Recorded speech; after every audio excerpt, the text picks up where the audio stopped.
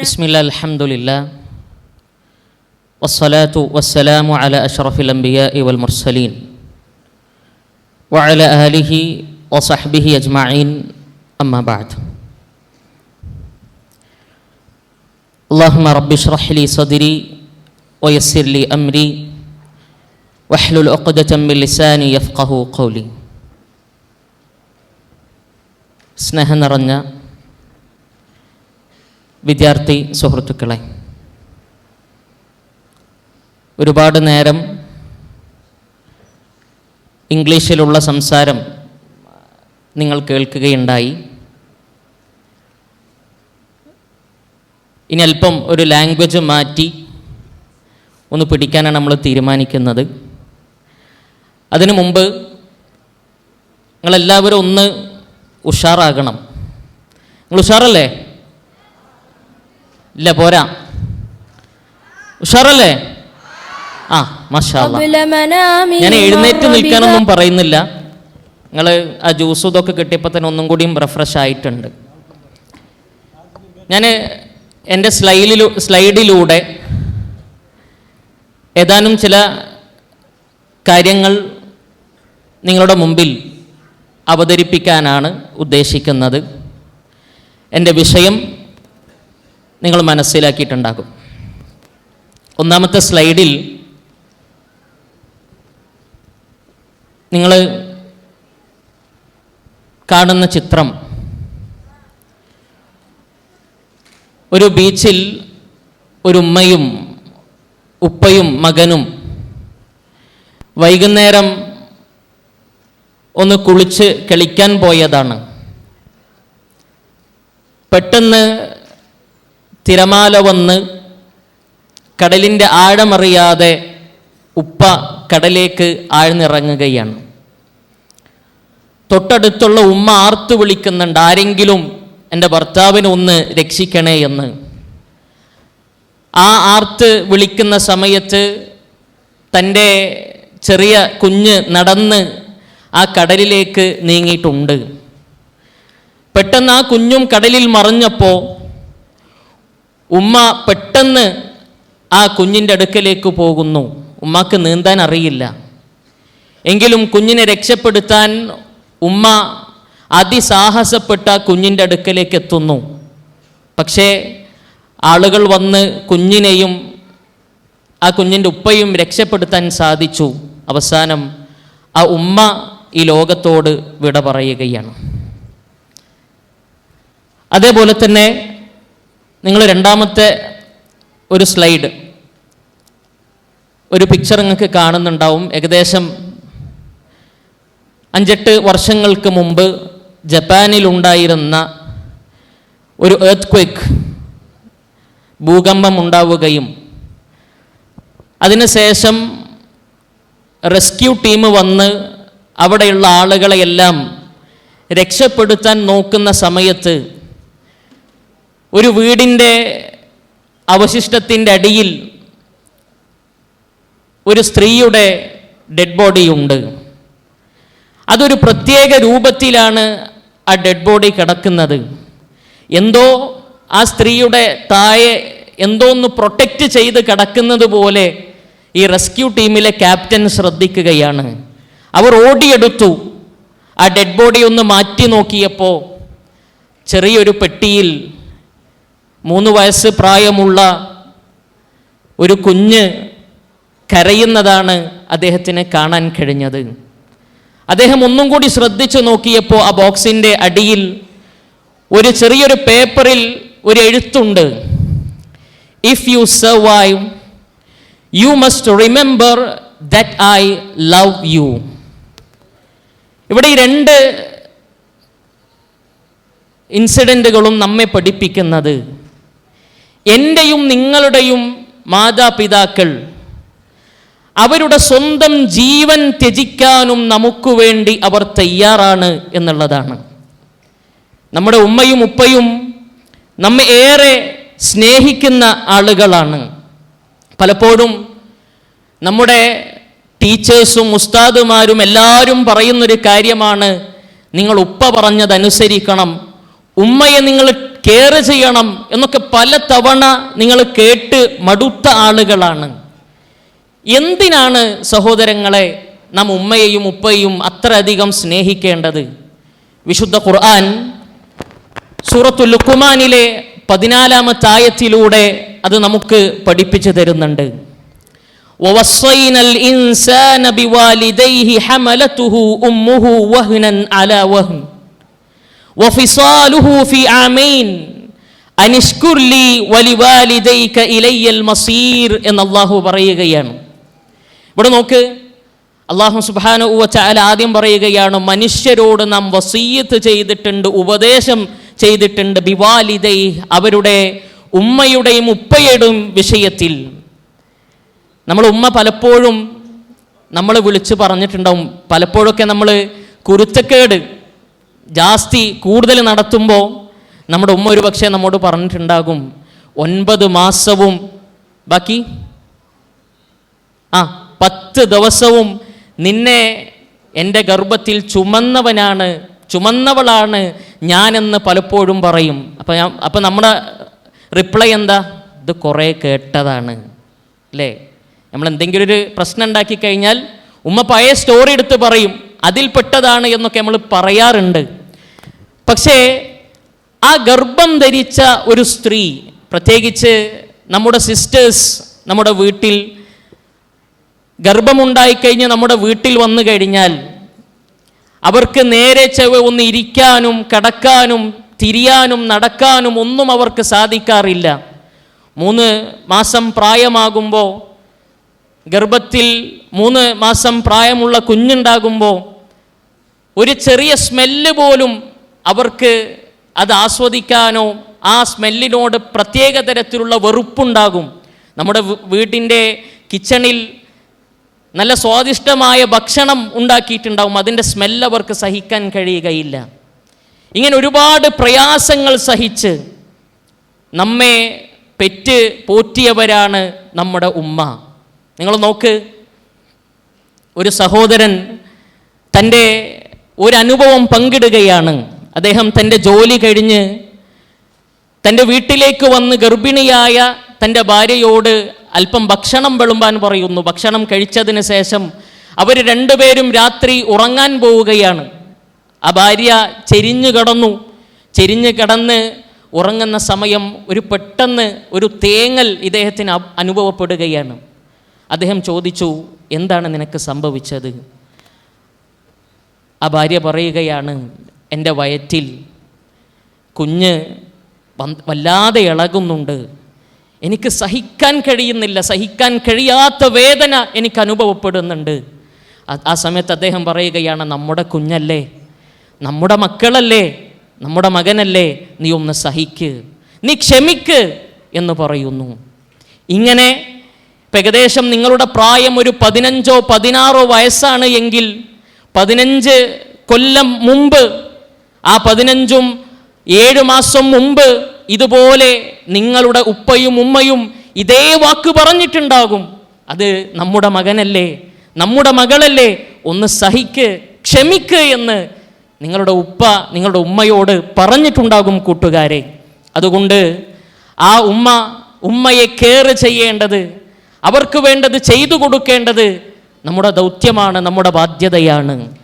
നോക്ക്, 9 മാസം നമ്മെ വയറ്റിലേറ്റി നടക്കുകയാണ്. ഞാനൊരു ചെറിയ ചാലഞ്ച് തന്ന നിങ്ങളൊന്ന് ഏറ്റെടുക്കുമോ? നിങ്ങൾ സ്കൂളിലേക്ക് കൊണ്ടുപോകുന്ന ബാഗ്, ആ ബാഗ് 24 hours 24 മണിക്കൂർ നിങ്ങളുടെ ചുമലിൽ നിന്ന് താഴെ വെക്കാതെ എല്ലാ സമയത്തും ആ 24 മണിക്കൂറും നമുക്ക് ഏറ്റി നടക്കാൻ സാധിക്കുമോ? ഒരു പക്ഷേ ഇപ്പോൾ ആണെന്ന് പറഞ്ഞേക്കാം, പക്ഷെ അത് പ്രാക്ടിക്കലാകുമ്പോൾ വല്ലാത്ത പ്രയാസം നിങ്ങൾക്ക് അനുഭവപ്പെടും. പക്ഷേ ഉമ്മ 9 മാസവും 10 ദിവസവും ഒന്നും ആ ഒരു പ്രയാസം നമ്മോട് പറയാത്ത വിധം ആ ഉമ്മ കൊണ്ട് നടന്നു. പക്ഷേ 9 മാസവും 10 ദിവസവും കഴിഞ്ഞ് ഉമ്മ പ്രസവിക്കുമ്പോൾ ലോകത്തുള്ള ഏറ്റവും വലിയ വേദന ഉമ്മ സഹിക്കുകയാണ്. ഉമ്മ മരണത്തെ മുഖാമുഖം കണ്ടുകൊണ്ടാണ് നമുക്ക് ഈ ലോകത്തേക്കുള്ള ഒരു ജീവിതം ഉമ്മ നമുക്ക് നൽകിയത്. നിങ്ങൾ നോക്ക്, ഒരു സ്ത്രീ പ്രസവിക്കുമ്പോൾ തൻ്റെ ശരീരത്തിലെ എല്ലാ എല്ലുകളും പൊട്ടുന്നത് പോലെയുള്ള വേദനയുണ്ടാകുമെന്നാണ് സയൻസ് നമ്മെ പഠിപ്പിക്കുന്നത്. ഫുട്ബോൾ കളിക്കുമ്പോൾ ഒന്ന് കാലൊന്ന് ട്വിസ്റ്റായി കഴിഞ്ഞാൽ പിന്നെ ഉണ്ടാകുന്ന പ്രയാസം നമുക്കറിയാം. പക്ഷേ ശരീരത്തിലെ എല്ലാ അസ്ഥിയും നുരുങ്ങുന്ന വേദന സഹിച്ച് ഉമ്മ പ്രസവിച്ചു നമ്മളെ. ആ പ്രസവിച്ച ആ കുഞ്ഞിനെ ഡോക്ടർ എടുത്ത് ആദ്യം ഉമ്മാൻ്റെ മുഖത്തേക്ക് കൊണ്ടുവെക്കുമ്പോൾ ഉമ്മ പ്രയാസപ്പെട്ട് ആ ഒരു സന്ദർഭത്തിലെല്ലാം മറന്ന് നിറഞ്ഞ കണ്ണുകളുമായി നമ്മുടെ കവിളത്തേക്ക് ആദ്യമായി ഉമ്മ വെച്ചത് നമ്മുടെ ഉമ്മയാണ്. പിന്നീട് ഡോക്ടർമാർ പുറത്തു ചെല്ലും, ഫാത്തിമയുടെ ആളുകൾ എവിടെയാണ്, കുഞ്ഞ് പിറന്നിട്ടുണ്ട് എന്ന് പറയും. പെട്ടെന്ന് ആ നഴ്സുമാർ വീണ്ടും ഉമ്മയുടെ അടുക്കലേക്ക് നമ്മെ കൊണ്ടുപോകും. അവിടുന്ന് മാറിടത്തേക്ക് നമ്മെ ഒന്ന് ചേർത്ത് വെക്കും. അവിടെ നാം പാല് കുടിക്കുകയാണ്. ആ ചേർത്ത് പിടിക്കുന്ന ആ ഒരു പിടുത്തമില്ലേ, അതാണ് ഏറ്റവും വലിയ സമാധാനത്തിൻ്റെ പിടുത്തം അഥവാ സുരക്ഷിതത്വത്തിൻ്റെ പിടുത്തമായി നമുക്കവിടെ അനുഭവപ്പെടാൻ കഴിയും. നോക്കൂ വിശ്വാസികളെ, കുട്ടികളെ, ഇവിടെ മാതാപിതാക്കൾ എന്ന് പറയുമ്പോൾ ഉപ്പ എന്ന വികാരത്തെ നാം മറന്നു പോകരുത്. പലപ്പോഴും ആളുകളോട് ഉപ്പയെക്കുറിച്ച് പറയുമ്പോൾ പറയും, എനിക്ക് ഏറ്റവും ഇഷ്ടം എൻ്റെ ഉമ്മയെയാണ്, ഉപ്പ ഒരു ചൂടനാണ്. വീട്ടിൽ ചെന്ന് കയറിയാൽ ഒന്ന് ഉച്ചത്തിൽ ശബ്ദമിടാൻ പോലും ഉപ്പ അനുവദിക്കുകയില്ല. എന്തെങ്കിലും ഒന്ന് ആവശ്യപ്പെട്ടാൽ ഉമ്മ പറയും, അത് ഉപ്പാനോട് പോയി ചോദിക്ക് എന്ന്. ഉപ്പ ഇല്ലാത്തൊരവസ്ഥ നിങ്ങളൊന്ന് ആലോചിച്ച് നോക്ക്. ഉപ്പ എന്നുള്ളത് വല്ലാത്ത രക്ഷാ കവചമാണ്. ഒരു പക്ഷേ നമ്മൾ ഉപ്പയോട് സംസാരിക്കുമ്പോൾ നേർക്ക് മുഖത്തോട് മുഖം നോക്കി സംസാരിക്കാത്ത ആളുകളാകാം ഒരു പക്ഷേ നാം ഓരോരുത്തരും. നാം വലുതായി +2-ലും +1-ലും +2-ലും ഡിഗ്രിയിലും ഒക്കെ പഠിക്കുമ്പോൾ കൂട്ടുകാരൊത്ത് ഒരു കാറ്ററിംഗ് സർവീസിന് പോയി രാവിലെ മുതൽ വൈകുന്നേരം വരെ ജോലി ചെയ്ത് 500 രൂപ പോക്കറ്റിൽ കിട്ടുമ്പോൾ നമ്മൾ പറയും, എനിക്ക് ഇനി എൻ്റെ കാലിൽ നിൽക്കാൻ കഴിയും, ഞാൻ സമ്പാദിച്ചതാണ്, ഇതെൻ്റെ സമ്പാദ്യമാണ് എന്ന്. പക്ഷേ 1000, 5000 അല്ല, 50,000 അല്ല, 5 ലക്ഷത്തിലേറെ അതിലേറെ നാം ഇന്ന് ഉടുത്തതും കഴിച്ചതും നാം ഭക്ഷിച്ചതുമെല്ലാം ആ ഉപ്പയുടെ വിയർപ്പാണ്. ഉപ്പ ചോര നീരാക്കിയതാണ്. ഉപ്പ സൂര്യൻ്റെ വെയിൽ തട്ടുമ്പോൾ ആ തണലിലാണ് നാം ഓരോരുത്തരും വളർന്നത് എന്ന ഒരു ബോധം നമുക്കുണ്ടാകേണ്ടതുണ്ട്. നബി സല്ലല്ലാഹു അലൈഹി വസല്ലം പറയുകയുണ്ടായി, അൽ വാലിദു ഔസതു അബ്വാബിൽ ജന്ന, സ്വർഗത്തിൻ്റെ മധ്യ കവാടമാണ് യഥാർത്ഥത്തിൽ ഉപ്പ എന്നുള്ളത്. ആ ഉപ്പയെ സംരക്ഷിച്ചോ എന്ന് നാം ഓരോരുത്തരും നമ്മുടെ മനസ്സിനോട് നാം ഓരോരുത്തരും ചോദിക്കുക. ഈയിടക്ക് ഒരു സഹോദരൻ പങ്കുവെച്ച ഒരു അനുഭവം അദ്ദേഹം പറയുകയാണ്. അദ്ദേഹം അത്യാവശ്യം കൗൺസിലിംഗ് ക്ലാസ്സിനൊക്കെ പോകുന്നൊരു വ്യക്തിയാണ്. അദ്ദേഹത്തിൻ്റെ ഫോണിലേക്കൊരു കോൾ വരികയാണ്, ഉസ്താദേ, ഇസ്ലാമിൽ മരിക്കാൻ ആഗ്രഹിക്കാൻ പറ്റുമോ? അപ്പോൾ ഈ ഉസ്താദ് ചോദിക്കുകയാണ്, എന്തിനാണ് നിങ്ങൾ അങ്ങനെ പറഞ്ഞത്? ഇത് ചില്ലറ കേസല്ല, നമുക്ക് നേരിട്ടൊന്ന് സംസാരിക്കാം. അങ്ങനെ അദ്ദേഹം വന്നു. അദ്ദേഹത്തിൻ്റെ പ്രയാസം പങ്കിടുകയാണ്. ഞാൻ വളരെ പ്രയാസപ്പെട്ട് ഒരുപാട് കടബാധ്യതകളുമായി ജീവിക്കുന്ന ഒരു പിതാവാണ് ഞാൻ ഗൾഫിൽ പോയി അവിടെ ഒരുപാട് പണിയെടുത്തു, ജോലി ശരിയായില്ല, തിരിച്ചു വന്നു, ഒരുപാട് കടമുണ്ട്. അങ്ങനെ ഒരു ദിവസം എൻ്റെ മകൻ വീട്ടിലെത്തി പറയുകയാണ്, സ്കൂളിൽ നിന്ന് ട്രിപ്പ് പോകുന്നുണ്ട്, അതിന് 5000 രൂപ 5000 റുപ്പീസാണ് ചാർജ് ചെയ്യുന്നത്, അതുകൊണ്ട് ഉമ്മ എനിക്ക് ഉപ്പയിൽ നിന്നതൊന്ന് വാങ്ങിച്ചു തരണം. ഇത് കേട്ടപാട് ഞാൻ പറഞ്ഞു, നമുക്കതിനുള്ള കഴിവുമൊന്നും ഇപ്പം ഇല്ല, തൽക്കാലം അത് മറക്ക്, നമുക്ക് പിന്നൊരിക്കൽ ആ സ്ഥലത്തേക്ക് നമുക്കൊന്ന് ഫാമിലിയായി പോകാമെന്ന് ഞാൻ പറഞ്ഞു. അത് പറഞ്ഞും ഞാൻ ആ വീട്ടിൽ നിന്ന് പുറത്തിറങ്ങി അല്പം നടന്നപ്പോഴാണ് ഞാൻ ശ്രദ്ധിച്ചത് എൻ്റെ പോക്കറ്റിൽ മൊബൈലില്ല എന്ന്. ഞാൻ വീണ്ടും വീട്ടിലേക്ക് ചെന്ന് മൊബൈൽ തപ്പാൻ ഞാൻ പോകുമ്പോൾ ഞാൻ വളർത്തി വലുതാക്കി എൻ്റെ മകൻ പറയുകയാണ്, സ്വന്തം മക്കളെ നോക്കാൻ പറ്റൂലെങ്കിൽ പോയി ചാകാൻ പറയുമെന്ന് എൻ്റെ മകൻ എന്നെക്കുറിച്ച് പറഞ്ഞു. അതുകൊണ്ടാണ് ഞാൻ അങ്ങനെ വിചാരിച്ചു പോയത്. നോക്കൂ സുഹൃത്തുക്കളെ, ആ ഉപ്പ ഇല്ല എങ്കിൽ സമൂഹം നമുക്ക് നൽകുന്നൊരു പേരുണ്ട്, യതീം എന്ന്.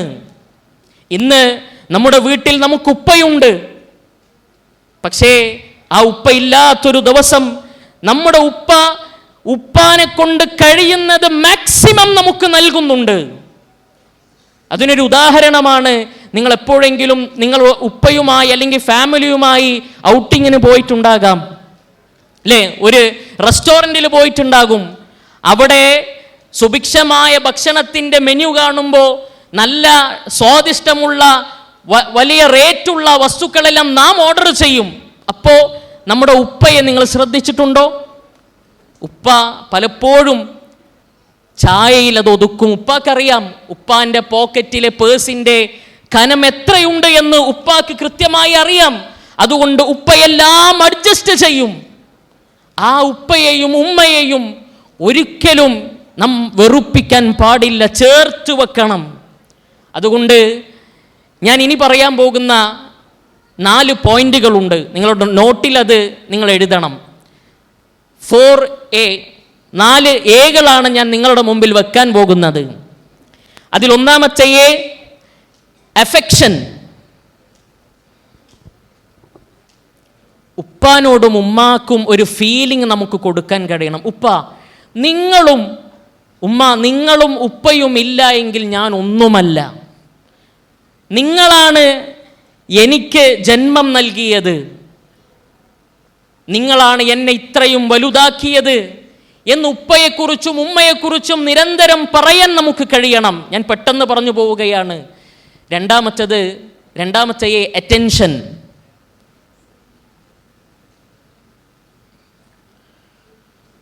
ഒരിക്കൽ റസൂലുള്ളാഹി സ്വല്ലല്ലാഹു അലൈഹി വസല്ലമയുടെ അടുക്കലേക്ക് ഒരു സഹാബി കടന്നു വരികയാണ്. അദ്ദേഹം വന്ന് നബി സല്ലല്ലാഹു അലൈഹി വസല്ലമയോട് പറയുകയാണ്, പ്രവാചകരെ, ഞാനും ജിഹാദിന് വേണ്ടി ഞാൻ തയ്യാറാവുകയാണ്. യുദ്ധത്തിന് വേണ്ടി സഹാബക്കൾ പോകാൻ നിൽക്കുകയാണ്.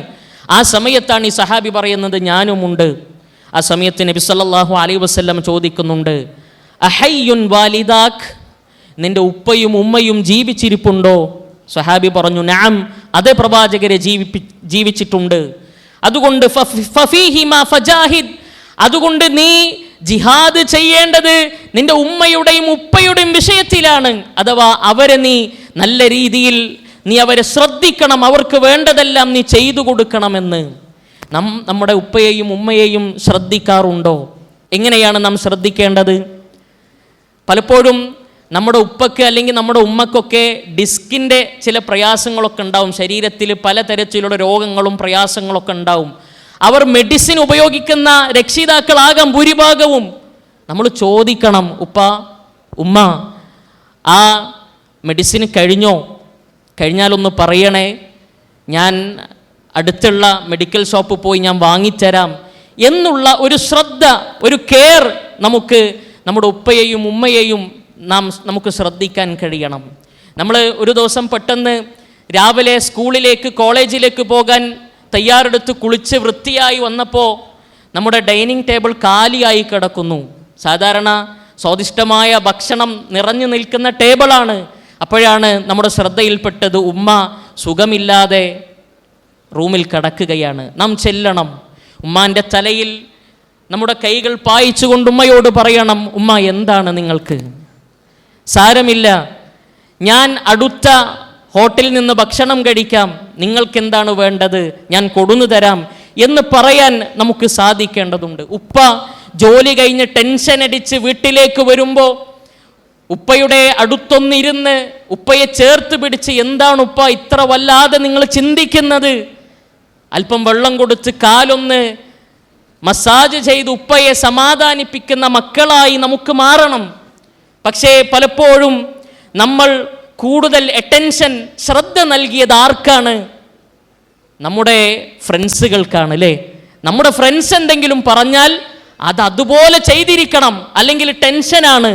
പക്ഷെ ഉപ്പയും ഉമ്മയും പറയുമ്പോൾ, അവർക്കൊരു പ്രയാസമുണ്ടാകുമ്പോൾ അവരോടൊപ്പം നിൽക്കാൻ നമുക്ക് സാധിച്ചിട്ടുണ്ടോ എന്ന് നമ്മൾ ചിന്തിക്കണം. നമ്മൾ സ്കൂളിൽ ഒരു ടീച്ചർ ഒരു കാര്യം പറഞ്ഞാൽ അതേപടി നടത്താൻ നമ്മൾ പരിശ്രമിക്കും.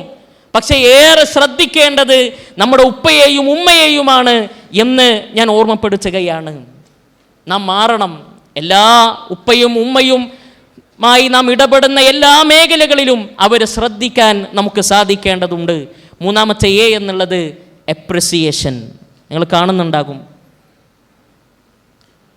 മൂന്നാമത്തത് എന്താണ്? മൂന്നാമത്തത് അപ്രിസിയേഷൻ. ഒരിക്കൽ നബി സല്ലല്ലാഹു അലൈഹി വസല്ലമ സ്വഹാബാക്കളോട് തിരുന്ന് പറയുകയാണ്, ഒരു മുഅ്മിനിൻ്റെ ഉപമ, ഒരു മുഅ്മിൻ ഏതുപോലെയാണ്? ഒരു മരത്തെ പോലെയാണ്. ആ മരത്തിൻ്റെ പ്രത്യേകത എന്താ? അത് ഇലകൾ കൊഴിക്കുകയില്ല. ലീവ്സ് ഷെഡ് ചെയ്യാത്ത ഒരു തരം മരമുണ്ട്, പച്ച മരമാണ്. അതുപോലെയാണ് വിശ്വാസി. അതിന് ഉത്തരം ആർക്കെങ്കിലും പറയാൻ പറ്റുമോ? ഏതാണ് ആ മരം? ഡേറ്റ്സ്, ഈത്തപ്പന. ആ മരത്തിൻ്റെ പ്രത്യേകത എന്താണ്? ഇലകളൊന്നും കൊഴിക്കാതെ ഏത് സമയത്തും അതിൻ്റെ പൂർണ്ണ ഭംഗിയിൽ അത് നിറഞ്ഞു നിൽക്കും. ഇത് നബി സല്ലല്ലാഹു അലൈഹി വസല്ലമ സ്വഹാബത്തിനോട് ചോദ്യം ചോദിക്കുമ്പോൾ ഒരുപാട് സ്വഹാബാക്കളുണ്ട്. ഉമർ റളിയല്ലാഹു അൻഹു ഉണ്ട്, അങ്ങനെ വലിയ സ്വഹാബാക്കളൊക്കെ ഉണ്ട്. ആ കൂട്ടത്തിൽ ഉമർ റളിയല്ലാഹു അൻഹുവിൻ്റെ മകനുണ്ട്, അബ്ദുല്ലാഹി ഇബ്നു ഉമർ റളിയല്ലാഹു അൻഹുമ. അദ്ദേഹം നബി സല്ലല്ലാഹു അലൈഹി വസല്ലം ഈ ചോദ്യം ചോദിച്ചപ്പോൾ അദ്ദേഹത്തിൻ്റെ മനസ്സിൽ ഉത്തരം വന്നിട്ടുണ്ട്, ഈത്തപ്പനയാണ് എന്ന്. പക്ഷേ അദ്ദേഹം പറയാൻ പോഴിയില്ല. കാരണം വലിയ സഹാബാക്കൾ ഉണ്ടാകുമ്പോൾ ഞാൻ എങ്ങനെയാണ് അതിന് മറുപടി പറയുക? അങ്ങനെ സദസ്സു പിരിഞ്ഞ് ഉപ്പയും മോനും നടന്നു നീങ്ങുമ്പോൾ ഉപ്പയോട് ഈ മകൻ പറയുകയാണ്, ഉപ്പ, നബി സല്ലല്ലാഹു അലൈഹി വസല്ലമ ചോദിച്ച ചോദ്യത്തിന് എനിക്ക് ഉത്തരം അറിയുമായിരുന്നു. അപ്പോൾ ഉമർ റളിയല്ലാഹു അൻഹു പറയാണ്, മോനെ, നീ ആ സദസ്സിൽ വെച്ച് ആ ഉത്തരം പറഞ്ഞിരുന്നുവെങ്കിൽ ചുവന്ന ഒട്ടകം കിട്ടുന്നതിനേക്കാളും എനിക്ക് ആഹ്ലാദമായിരുന്നു. ഉപ്പയും ഉമ്മയും അത് പ്രതീക്ഷിക്കുന്നുണ്ട്. വലിയ വലിയ തരത്തിൽ നമ്മിൽ നിന്ന് അവർക്കൊരു സ്ഥാനം ലഭിക്കണമെന്ന് അവർ ആഗ്രഹിക്കുന്നുണ്ട്. നമ്മുടെ വീട്ടിൽ നാം രാവിലെ ഭക്ഷണം കഴിക്കുമ്പോൾ, നന്നായി ഭക്ഷണം കഴിച്ച് പുറത്തിറങ്ങുമ്പോൾ ഉമ്മയോട് ഒന്ന് നോക്കിയിട്ട് പറയണം, ഉമ്മ, ഇന്നത്തെ നാസ്റ്റ അടിപൊളിയായിട്ടുണ്ട് എന്നൊരു അപ്രിസിയേഷൻ നൽകാൻ നമുക്ക് സാധിക്കേണ്ടതുണ്ട്. അതേപോലെ തന്നെ നാം വലുതായി വലിയ കോളേജിലൊക്കെ പോയി നമ്മുടെ ഉപ്പയാണ് നമുക്കൊരു കോഴ്സ് തിരഞ്ഞെടുത്തത്. അങ്ങനെ ആ കോഴ്സിലും അങ്ങനെ മുന്നോട്ട് പോകുമ്പോൾ അപ്പോൾ ഉപ്പാനെ വിളിച്ച് പറയണം, ഉപ്പ, നിങ്ങൾ ആദ്യം ഈ കോഴ്സ് എടുക്കണം എന്ന് പറഞ്ഞപ്പോൾ എനിക്കൊരു പ്രയാസമായി തോന്നി, പക്ഷെ ഇപ്പോഴാണ് എനിക്ക് മനസ്സിലായത് ഇതാണ് എനിക്ക് യോജിച്ച കോഴ്സ്, അതുകൊണ്ട് ഇത് ഉഷാറായിട്ടുണ്ട് എന്ന് ഉപ്പയെ ഒന്ന് അപ്രിഷിയേറ്റ് ചെയ്യാൻ നമുക്ക് കഴിയണം. പെരുന്നാൾക്ക് പലപ്പോഴും നമ്മുടെ വാശി കാരണം നമുക്ക് വേണ്ട ഡ്രസ്സ് നമ്മളാണ് എടുക്കുക. പക്ഷെ ഉപ്പ ഒരു ദിവസം ഡ്രസ്സ് നമുക്ക് വാങ്ങിച്ചു വന്നാൽ നാം അത് ഇട്ടുകൊണ്ട് ഉപ്പയോട് പറയാൻ കഴിയണം, ഉപ്പ ഇത് ഉഷാറായിട്ടുണ്ട് എന്ന്. അതേപോലെ തന്നെ നാലാമത്തേത് അഡ്ജസ്റ്റ്മെൻ്റ് ആണ്. ഉപ്പയോടും ഉമ്മയോടും സംസാരിക്കുമ്പോൾ നല്ല രീതിയിൽ പെരുമാറാൻ നമുക്ക് കഴിയണം. അതാണ് ഖുർആൻ പറയുന്നത്, വഖളാ റബ്ബുക അല്ലാ തഅ്ബുദു ഇല്ലാ ഇയ്യാഹ് വബിൽവാലിദൈനി ഇഹ്സാന ഇമ്മാ യബ്ലുഗന്ന ഇൻദകൽ കിബ്റ അഹദുഹുമാ ഔ കിലാഹുമാ. നിങ്ങളുടെ അടുക്കൽ നിങ്ങളുടെ ഉമ്മയും ഉപ്പയും പ്രായം ചെന്ന സമയത്ത് ഉണ്ടാകുമ്പോൾ നിങ്ങൾ എന്ത് ചെയ്യണം? ഫലാ തഖുൽ ലഹുമാ ഉഫിൻ. നിങ്ങൾ ചേ എന്ന വാക്ക് പറയരുത്. ഇതിലാരെങ്കിലും ചേ എന്ന വാക്ക് ഉപ്പയോട് പറഞ്ഞിട്ടുണ്ടോ? ഇന്നേവരെ പറഞ്ഞിട്ടുണ്ടോ? ചേ എന്ന് പറഞ്ഞ ആളുകളൊന്ന് കൈപൊന്തിക്കുക. ചേ എന്ന് പറഞ്ഞ ആളുകൾ ആരുമില്ല. മാഷാ അല്ലാ, നല്ല കുട്ടികളാണ്. പക്ഷേ ഉപ്പയമ്മ എന്തെങ്കിലും പറയുമ്പോൾ ഷേ തുടങ്ങി, ഇങ്ങനെ നമ്മൾ പറയാറുണ്ടോ? അല്ലേ? ആ നിലക്കുള്ള ഒരു ബിഹേവ് നമ്മുടെ ഭാഗത്ത് നിന്ന് ഉണ്ടാകരുത്. അതേപോലെ തന്നെ വല തൻഹറുഹുമ, അവരോട് കയർത്ത് സംസാരിക്കരുത്. എന്താ പത് അങ്ങനെ? അല്ലേ? ഈ രീതിയിൽ നമ്മൾ ഉപ്പാനോട് പറഞ്ഞാലോ, എന്നോട് മാത്രമേ ഇത് പറയുള്ളൂ, എന്തേ അവനോട് പറഞ്ഞാൽ? ആ രീതിയിലുള്ള കയർത്തുള്ള സംസാരം നമ്മുടെ ഭാഗത്ത് നിന്ന് ഉണ്ടാകരുത്. മാന്യമായി അവരോട് പെരുമാറാൻ നമുക്ക് സാധിക്കേണ്ടതുണ്ട്. ഇനി നമ്മുടെ രക്ഷിതാക്കളുമായി നമുക്ക് ചേർന്ന് നിൽക്കാൻ ഏതാനും ചില കാര്യങ്ങൾ മാത്രം പറയണം. Next slide. ഒന്നാമത്തേത്, തുറന്ന ചർച്ച നമുക്ക് ചെയ്യാൻ കഴിയണം. നമുക്ക് എന്ത് ഇഷ്യൂ ഉണ്ടെങ്കിലും ഉപ്പയും ഉമ്മയോട് സംസാരിക്കാൻ നമുക്ക് കഴിയണം. നമ്മുടെ പ്രോബ്ലമുകൾ അവരോട് നമുക്ക് ഷെയർ ചെയ്യാൻ നമുക്ക് സാധിക്കേണ്ടതുണ്ട്. നമ്മുടെ കോഴ്സിൻ്റെ വിഷയം അല്ലെങ്കിൽ നമ്മുടെ ഏജിൻ്റെ ചില പ്രയാസങ്ങൾ ഉണ്ടാകാം. അതേപോലെ തന്നെ നാം ഒരു സ്ഥലത്ത് പോയി അവിടെ ഒരു മോശപ്പെട്ട ഒരു അനുഭവം നമുക്കുണ്ടായി, അത് നമ്മുടെ മാതാപിതാക്കളോട് നമുക്ക് ഷെയർ ചെയ്യാൻ നമുക്ക് സാധിക്കേണ്ടതുണ്ട്. അതേപോലെ തന്നെ മൂന്നാമത്തേത്, അവർക്ക് ആഗ്രഹങ്ങൾ, നമ്മുടെ ഉപ്പയും ഉമ്മക്കും ഉണ്ടാകുന്ന ആഗ്രഹങ്ങൾ നടത്തി കൊടുക്കാൻ നമുക്ക് സാധിക്കണം. അതിന് സാധിക്കുന്നില്ല എങ്കിൽ അതിൻ്റെ കാരണം നമുക്ക് പറയണം. ഉപ്പ അല്ലെങ്കിൽ ഉമ്മ പറഞ്ഞിട്ടുണ്ടാവും ഇന്ന പ്രോഗ്രാമിൽ നീ അറ്റൻഡ് ചെയ്യണം, പക്ഷെ ഉപ്പനോട് പറയാൻ കഴിയണം, ഉപ്പ ഞാൻ ആ പ്രോഗ്രാമിൽ പോകണമെന്ന് കരുതി, പക്ഷെ അവിടെ പോകാൻ കഴിയാത്തത് എനിക്ക് ട്യൂഷൻ ഉണ്ടായിരുന്നു, അല്ലെങ്കിൽ അത്ര ഒരു അത്യാവശ്യം ഉള്ളത് കൊണ്ടാണ് എനിക്ക് പോകാൻ കഴിയാത്തത് എന്ന് പറയാൻ കഴിയണം. നാലാമത്തേത്, നിരന്തരമായി നമ്മുടെ രക്ഷിതാക്കൾ ആവശ്യപ്പെടുന്ന ചില കാര്യങ്ങളുണ്ട്. എന്താണ് എന്നും നമ്മുടെ മാതാപിതാക്കൾ നമ്മോട് എന്നും പറയുന്ന കാര്യങ്ങൾ എന്താ പറയുന്നത്? നമ്മോട് ആവശ്യപ്പെടുന്ന കാര്യം എന്താണ്? നമസ്കരിക്കണം എന്നല്ലേ, പഠിക്കണം എന്നൊക്കെ പറയും. ഉമ്മയും ഉപ്പയും പറയുന്നതിന് മുമ്പ് നമസ്കാരം കൃത്യമാക്കാനും, അതേപോലെ തന്നെ നമ്മുടെ പഠനം 7 മണിക്ക് ഉമ്മ പഠിക്കാൻ പറയുമെന്ന് ഒരു തോന്നലുണ്ട് എങ്കിൽ 6:55 തന്നെ ബുക്കൊക്കെ എടുത്ത് റെഡിയായി പഠിക്കാൻ നമ്മൾ റെഡിയാകണം. അതേപോലെ തന്നെ ഒരിക്കലും നമ്മുടെ ഉപ്പയോടും ഉമ്മയോടും പിണങ്ങി നിൽക്കാൻ പാടില്ല, ഒരിക്കലും അവർക്കത് സഹിക്കില്ല. അതേപോലെ തന്നെ എട്ടാമത്തേത്, നിരന്തരമായി അവർക്ക് വേണ്ടി പ്രാർത്ഥിക്കുക. നിരന്തരമായി നമ്മുടെ മാതാപിതാക്കൾക്ക് വേണ്ടി പ്രാർത്ഥിക്കുക. അതാണ് നമ്മൾ അവർക്ക് ചെയ്തു കൊടുക്കേണ്ടത്. റബ്ബി റഹംഹുമാ കമാ റബ്ബയാനി സഗീറ എന്ന മനസ്സ് തട്ടിയുള്ള പ്രാർത്ഥന നമുക്കുണ്ടാകണം. ഇവിടെ നമ്മളെല്ലാവരും ഈ ഒരു ടൗൺ ഹാളിൽ നമ്മൾ ഒരുമിച്ച് കൂടി. നാം രാവിലെ നമ്മുടെ വീട്ടിൽ നിന്ന് പുറപ്പെട്ടു വന്നതാണ്. ചില ആളുകളുടെ രക്ഷിതാക്കൾ പുറത്തുണ്ടാകും, ഇത് വീക്ഷിക്കുന്നുണ്ടാകും. പക്ഷെ ചില ആളുകളൊക്കെ വീട്ടിൽ നിന്ന് ഉമ്മ അസ്സലാമു അലൈക്കും വറഹ്മത്തുള്ളാഹി ഞാൻ പോയി വരാമെന്ന് പറഞ്ഞവരായിരിക്കാം. പക്ഷെ ഇനി നമ്മൾ തിരിച്ചു പോകുമ്പോൾ ആ ഉമ്മയും ഉപ്പയും നമ്മോട് സംസാരിച്ചതുപോലെ സംസാരിക്കാൻ കഴിയുമോ എന്ന ഉറപ്പ് നമുക്കില്ല. ഒരു സഹോദരൻ തൻ്റെ 4th സ്റ്റേജ് ക്യാൻസറായി കിടക്കുന്ന ഉമ്മയെയും കൊണ്ട് ഒരു ഹോസ്പിറ്റലിലേക്ക് പോവുകയാണ്. വെല്ലൂരിലെ ക്യാൻസർ സെൻറ്ററിലേക്ക് പോയി ഡോക്ടറിൻ്റെ അടുത്തെത്തി. 35ാമത്തെ ടോക്കണിൽ അദ്ദേഹം ഡോക്ടറിനെ കണ്ടു. ഡോക്ടർ പറയുകയാണ്, ഇനി നിങ്ങൾ അത്രയും ഈ മാംഗ്ലൂരിൽ നിന്നും അതേപോലെ തന്നെ ഇത്തരം സ്ഥലത്ത് നിന്ന് വെല്ലൂരിലേക്ക് ഇനി വരേണ്ട ആവശ്യമില്ല, മെഡിക്കലി നിങ്ങളുടെ ഉമ്മയുടെ മരണം ഉറപ്പിച്ചു കഴിഞ്ഞു. അപ്പോൾ ഈ മകന് പറയുകയാണ്, ഡോക്ടർ എൻ്റെ ഉമ്മയെ നോക്കാൻ എനിക്ക് 3 മാസമെങ്കിലും എനിക്ക് ലഭിക്കുമോ? ഡോക്ടർ തലകുലുക്കി, ഇല്ല. 2 മാസം എനിക്ക് ലഭിക്കുമോ? ഇല്ല. 1 മാസം? അപ്പോൾ ആ ഡോക്ടർ ഒന്ന് ചെറിയ രീതിയിലൊന്ന് പുഞ്ചിരിച്ചു. ഉമ്മയെ ചേർത്ത് പിടിച്ച് ട്രെയിനിൽ തിരിച്ച് അദ്ദേഹത്തിൻ്റെ നാട്ടിലേക്ക് വരികയാണ്. അവസാനം കിട്ടുന്ന 1 മാസം ഉമ്മയോടൊത്ത് നല്ല രീതിയിൽ കഴിയാൻ. ഇതുപോലെ എൻ്റെയും നിങ്ങളുടെയും ഉമ്മ മരിച്ചവരുണ്ടാകാം, രക്ഷിതാക്കൾ മരിച്ചവരുണ്ടാകാം. അള്ളാഹു അവരുടെ ഖബറിടം വിശാലമാക്കി നൽകുമാറാകട്ടെ. അവരുടെ പാപങ്ങൾ അള്ളാഹു പൊറുത്തു നൽകുമാറാകട്ടെ. നമുക്കറിയില്ല നമ്മളാണോ, നമ്മുടെ ഉപ്പയാണോ ഉമ്മയാണോ ആദ്യം നമ്മെ വിട്ട് പിരിഞ്ഞു പോകുന്നത്, ഈ ലോകം വിട്ട് പിരിഞ്ഞു പോകുന്നത് എന്നറിയില്ല. അതുകൊണ്ട് എല്ലാ രീതിയിലും നമ്മുടെ മാതാപിതാക്കളോട് നല്ല രീതിയിൽ സംസാരിക്കാനും ഇടപെടാനും നാം പ്രയത്നിക്കുക. അള്ളാഹു സുബ്ഹാനഹു വ തആല അനുഗ്രഹിക്കുമാറാകട്ടെ. വസല്ലല്ലാഹു അലാ നബിയിന മുഹമ്മദ്. അസ്സലാമു അലൈക്കും വറഹ്മത്തുള്ളാഹി വബറകാതുഹു.